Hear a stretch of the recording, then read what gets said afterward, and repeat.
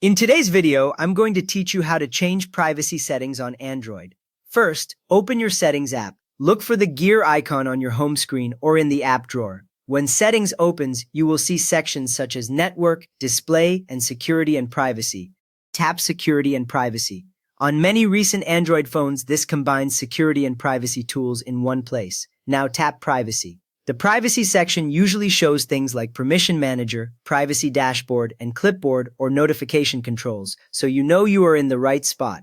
Next, we will check which apps access your information. From where you are, tap Privacy Dashboard. If you backed out earlier, you can get here through Settings, then Security and Privacy, then Privacy Dashboard.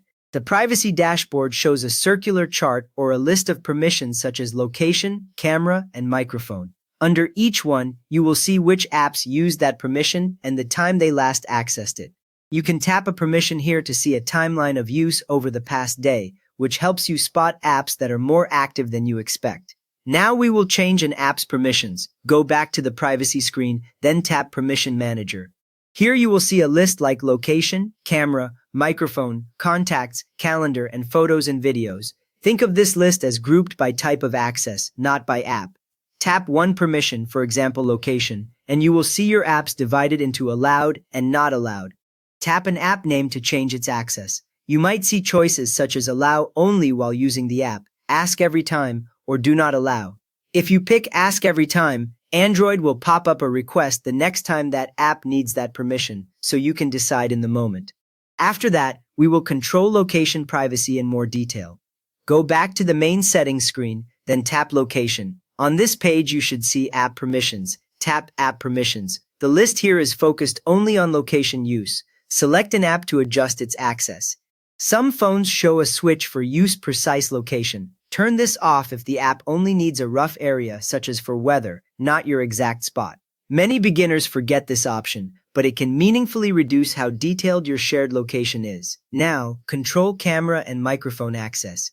From what you saw earlier, you know Privacy Dashboard lists camera and microphone as separate categories. Use that dashboard and the Permission Manager to review which apps can use them. When you deny camera or microphone for an app, the next time it tries to use that hardware, it will either fail silently or show a permission prompt, depending on the app design. Some Android versions also show quick toggles that instantly cut off camera and microphone access for all apps, and your status bar may show an icon when they are in use. Finally, check your overall security and privacy. Return to Settings, then tap Security and Privacy. Here you may see alerts or colored icons if something needs attention, such as a security update or a risky permission. You can also open Google Play Protect to scan apps for harmful behavior and check sections for device security or system updates.